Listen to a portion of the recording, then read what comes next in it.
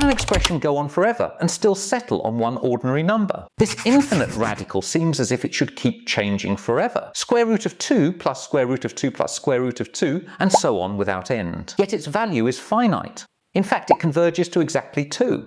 But to justify that answer, we need more than a clever equation. We need to explain why the nested process actually settles down. The clean way to do that is to build a sequence. Let x1 equal the square root of 2. Then define each next term by the rule xn plus 1 equals the square root of 2 plus xn. So x2 is the square root of 2 plus square root of 2. x3 is the square root of 2 plus the previous radical, and so on. Now compute a few values. x1 is about 1.414. x2 is about 1.8482. x4 is about 1.990.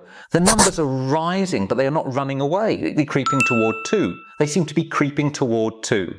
That suggests two questions. Are the terms always increasing, and are they trapped below some ceiling? If both are true, then the sequence must converge. First, show that the sequence stays below 2. The first term is the square root of 2, which is less than 2. Now assume some term xn is less than 2, then 2 plus xn is less than 4. Taking square roots gives xn plus 1 less than 2. So by induction, every term is below 2. Next, show that the sequence is increasing. Because every term is positive, we may compare xn plus 1 with it. Rearranging gives xn squared less than xn plus 2.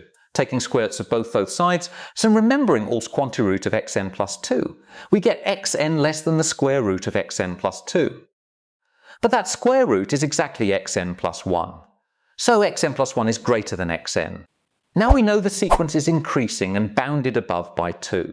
An increasing sequence that never rises above a fixed ceiling must converge. So the terms approach some limit. Call that limit L. Because the defining rule uses a continuous square root function, if xn approaches L, if xn approaches L, then xn plus 1 also approaches L.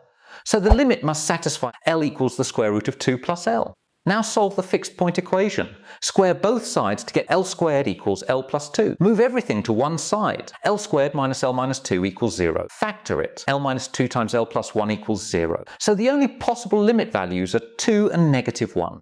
But the sequence terms are all positive. In fact, every term is at least the square root of 2. So the limit cannot be negative 1. The only valid limit is 2.